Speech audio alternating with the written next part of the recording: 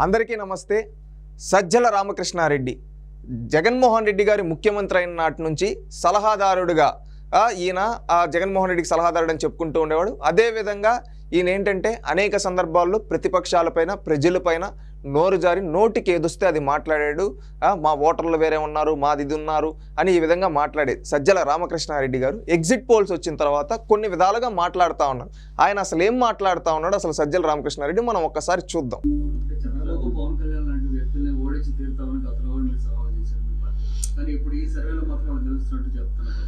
మేము ఇంతవరకు ఎప్పుడు ఫలానా వాళ్ళని వీళ్ళని ఓడిస్తామని మాకు పాజిటివ్ మా ప్రచారం ఏమన్నాడు విన్నారు కదా ఒక్కసారిగా.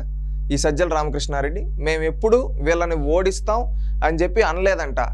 అయ్యా సజ్జల రామకృష్ణారెడ్డి, నువ్వు చంద్రబాబు నాయుడిని పవన్ కళ్యాణ్ని ఓడిస్తా అని ఎప్పుడు అనలేదా? పాజిటివ్ క్యాంపెయిన్ మాత్రమే చేశారు. ఈరోజు దడబుడతా ఉందా నీకు సజ్జల రామకృష్ణారెడ్డి?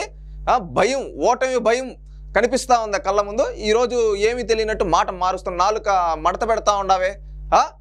సజ్జల రామకృష్ణారెడ్డి గారు, కుప్పంలో ఒక రౌడీని పంపించి మీరు ఆ రౌడీ చేత రౌడీజం చేయించి కుప్పంలో చంద్రబాబు నాయుడిని ఓడిస్తా అని సవాలు చేసింది మీ పార్టీ కాదా? అదేవిధంగా జగన్మోహన్ రెడ్డి అక్కడికి పోయి చంద్రబాబు నాయుడిని ఓడిస్తా, భరత్ను మంత్రిని చేస్తా అని చెప్పి అక్కడున్న వ్యక్తికి ఎమ్మెల్సీ ఇచ్చింది వాస్తవం కాదా? ఈ విధంగా ఎగిసిగిసిపడ్డారు కదయ్యా సజ్జల రామకృష్ణారెడ్డి. ఈరోజు ఏమైంది? ఓడిపోతున్నామని తెలిసి మాట మారుస్తున్నారు. అది మీ చరిత్ర. వైసీపీ కార్యకర్తలారా, మాట తప్పం మడమ తిప్పమంటారు కదా. ఈరోజు ఓడిపోతూ ఉంటే భయం పుట్టుకొని ఈరోజు మాట మారుస్తున్నాడు. మొన్న కూడా అన్నారు కదయ్యా చంద్రబాబు నాయుడిని ఓడిస్తామని మీ అఫిషియల్ పేజీలో నీ కొడుకు సజ్జల భార్గవ్ ఒక ట్రెండ్లు చేశాడు కదా. ఈరోజు ఏమైంది? ఓడిపోతున్నామని తెలిసి భయం పుట్టుకునిందా? మాట మారుస్తున్నావు. గుర్తుపెట్టుకోండి సజ్జల రామకృష్ణారెడ్డి గారు, చంద్రబాబు నాయుడు గారు గతంలో గెలిచిన మెజారిటీ కంటే అత్యధిక మెజారిటీతో ఈసారి కుప్పంలో గెలవబోతున్నాడు.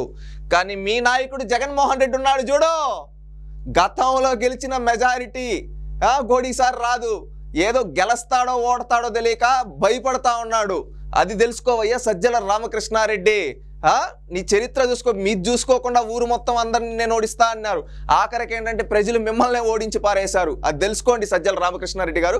ఇంకొకటి, పవన్ కళ్యాణ్ గారి గురించి మీ పార్టీలో సోషల్ మీడియా వాడికా నుంచి అందరూ ఏమన్నారు? పవన్ కళ్యాణ్ గారిని ఎమ్మెల్యే గెలవమని ఈ విధంగా అని నోటికి ఏదొస్తే అది మాట్లాడింది వాస్తవం కదా.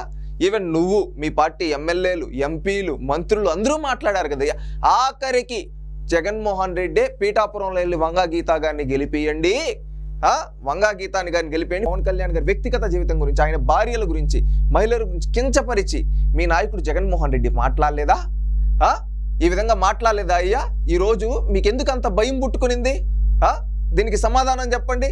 ఈ విధంగా సజ్జల రామకృష్ణారెడ్డి ఏ విధమైన దాంట్లో ఉన్నాడు చూడండి. వైసీపీ కార్యకర్తలారా, ఏజెంట్లుగా పోయే వాళ్ళారా, జాగ్రత్తగా ఉండండి. ఎందుకంటే వీళ్ళు ఇప్పుడే మాట మారుస్తున్నారు. రేపు వీళ్ళ స్వార్థాల కోసం మిమ్మల్ని కూడా బలి చేస్తారు. ఇకనైనా మారండి వైసీపీ కార్యకర్తలారా. ఇదే సజ్జల రామకృష్ణారెడ్డి గతంలో చంద్రబాబు నాయుడు గారి గురించి, పవన్ కళ్యాణ్ గారి గురించి ఏ విధంగా మాట్లాడి చూసాం. ఈరోజు ఓడిపోతున్నామని తెలిసి మాట ఎలా మారుస్తున్నాడు చూడండి. రేపు మిమ్మల్ని కూడా వాడుకొని మిమ్మల్ని బలి పశువులను చేస్తాడు. కౌంటింగ్ ఏజెంట్లు చాలా జాగ్రత్తగా ఉండండి. ఇలాంటి వాళ్ళ మాటలు నమ్మి కౌంటింగ్ ఏజెంట్గా పోతే రేపు ఏదైనా వీళ్ళే చేసి కూడా ప్రత్యర్థులపై తోయడానికి మాటలు మారుస్తారు. అది గుర్తుపెట్టుకోండి వైసీపీ కార్యకర్తలారా. ఎందుకంటే వీళ్ళు పాము లాంటి వాళ్ళు కాటేసి చంపేస్తారు. పాలు పోసినా కానీ అది పాము ఎలా కాటేస్తుంది. ఆ విధంగా మీరు వాళ్ళ కోసం ఎన్నో త్యాగాలు చేస్తుంటారు. కానీ ఈ సజ్జల రామకృష్ణారెడ్డి లాంటి వాళ్ళు కాటులు వేస్తారు. ఇకనైనా మేల్కోండి, మారండి.